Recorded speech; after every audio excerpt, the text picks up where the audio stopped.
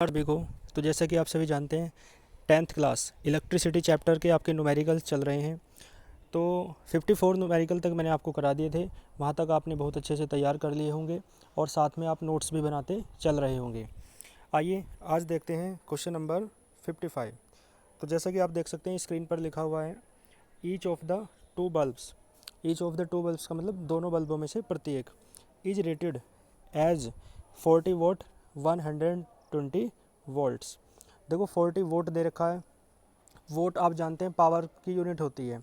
तो 40 वोट लिखने का क्या मीन्स है, यानी दोनों बल्बों की जो पावर है ना बल्ब्स की, वो कितनी दे रखी है, 40 वोट। आगे लिखा हुआ है 120 वोल्ट्स, तो यानी जो दोनों की वोल्टेज दे रखी है वो कितनी है, आपकी 120 वोल्ट्स।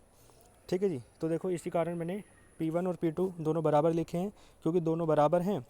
तो पहले बल्ब की जो पावर है उसे आप P1 से डिनोट कर रहे हैं, दूसरे बल्ब की पावर को आप P2 से डिनोट कर रहे हैं, और दोनों ही किसके बराबर हैं, 40 वोट के। इसके बाद देखो पहले बल्ब की जो वोल्टेज है आपने V1 से लिखी है, दूसरे बल्ब की वोल्टेज आपने V2 से लिखी है, और दोनों का आप दोनों किसके बराबर हैं, 120 वोल्ट्स। ठीक है, यहाँ तक क्लियर है। आगे पढ़ो, दीज बल्ब्स आर कनेक्टेड, ये जो बल्ब है ना कनेक्टेड हैं इन सीरीज, सीरीज में कनेक्ट हैं, to a mains of 120 volts.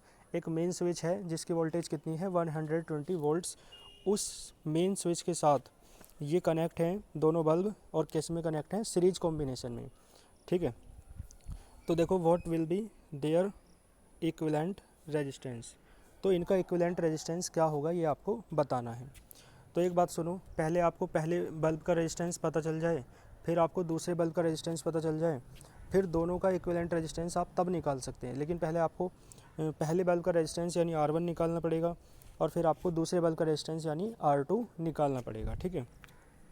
तो देखो R इज इक्वल्स टू क्या है फॉर्मूला, देखो एक फॉर्मूला ये होता है, P इज इक्वल्स टू होता है V² मैंने बता रखा है आपको। तो यहाँ से देखो R is equals to V² ना आ जाएगा। अब यही वाला फॉर्मूला आप 1 के केस में, पहले बल्ब के केस में अप्लाई करें इधर, और इधर आप करें इसे अप्लाई दूसरे बल्ब के केस में। तो देखो V1 की वैल्यू रखो, है ना, P1 की वैल्यू रखो तो यहाँ से ये आ जाएगा। इधर देखो V2 और P2 की वैल्यू रखो तो ये आ जाएगा। तो यानी यहाँ से R1 360 ओम और R2 भी आपका 360 ओम आ जाएंगे। ठीक है। तो देखो जैसा कि आप जानते हैं the bulbs are connected in series, bulb किस में कनेक्टेड है, सीरीज कॉम्बिनेशन में कनेक्टेड है। तो इन सीरीज कॉम्बिनेशन आप जानते हैं इक्विवेलेंट रेजिस्टेंस का फॉर्मूला मैंने बता रखा है आपको, थ्योरी में भी कराया था और फॉर्मूले भी लिखवाए थे, तब भी आपने याद कर लिया होगा। क्या होता है, R इज इक्वल्स टू होता है R1 प्लस R2। तो R1 360 है, R2 भी 360 है। तो जो आपका इक्विवेलेंट रेजिस्टेंस है वो कितना आ जाएगा, 720 ओम। तो एक तो आपको यही निकालना था। इसके बाद देखो आगे क्या निकालना है, how much power will be consumed. जो हाउ मच माने कितनी पावर, विल बी कंज्यूम्ड माने खर्च होती है, तो टोटल पावर भी आपको निकालनी है। फॉर्मूला आप जानते हैं, P इज इक्वल्स टू क्या होता है, V² होता है। ठीक है जी। तो यहाँ से देखो P निकालना है, V आपको 120 वोल्ट्स दे रखा है क्योंकि वो मेन स्विच का जो वोल्टेज है, और R अभी आपने निकाला है कितना है, 720। तो यहाँ पे आप दोनों वैल्यू पुट करेंगे तो कैलकुलेट करके P कितना आ जाएगा आपका, 20 वॉट आ जाएगा। ठीक है। तो देखो बाद में न्यूमेरिकल्स के हैंस करके लिखते हैं। तो हैंस इक्विवेलेंट रेजिस्टेंस आपने लिखा 720 ओम, फिर कंज्यूम्ड पावर लिखी 20 वॉट। यहाँ तक समझ में आया आपको। तो इस प्रकार से ये आपका कौन सा क्वेश्चन था, क्वेश्चन नंबर 55, इसे आप देखेंगे।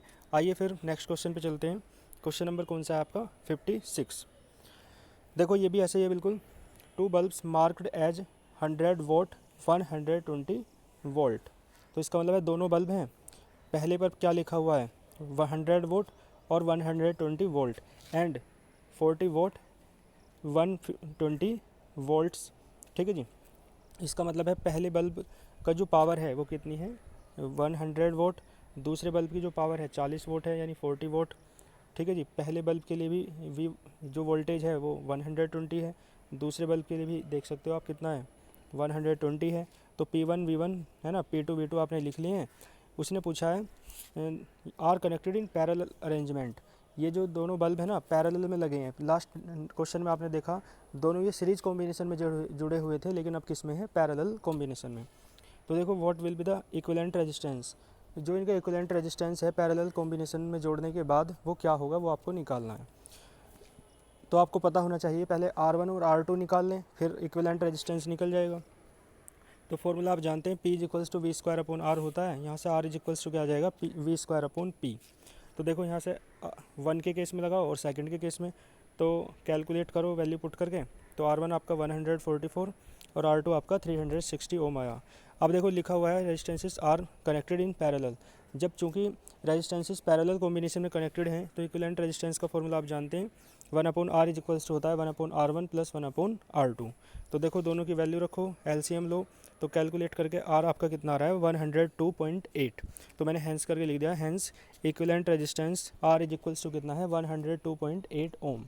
ठीक है, तो इस तरीके से आपको वीडियो कैसी लगी मतलब आप बताएंगे, ठीक है, क्योंकि बोर्ड वगैरह का तो थोड़ा अभाव है, तो आप देख लेंगे, यहाँ तक कोई प्रॉब्लम आपको नहीं होगी। इसके बाद के क्वेश्चंस जो आप देखेंगे करके, है ना, कोई प्रॉब्लम आए तो उनमें बताना, अन्यथा फिर आगे चल लेंगे नेक्स्ट वीडियो में। ठीक है, नोट्स बनाते रहिए, न्यूमेरिकल साथ के साथ तैयार करते रहिए, अच्छे से पढ़ते रहिए। All the very best.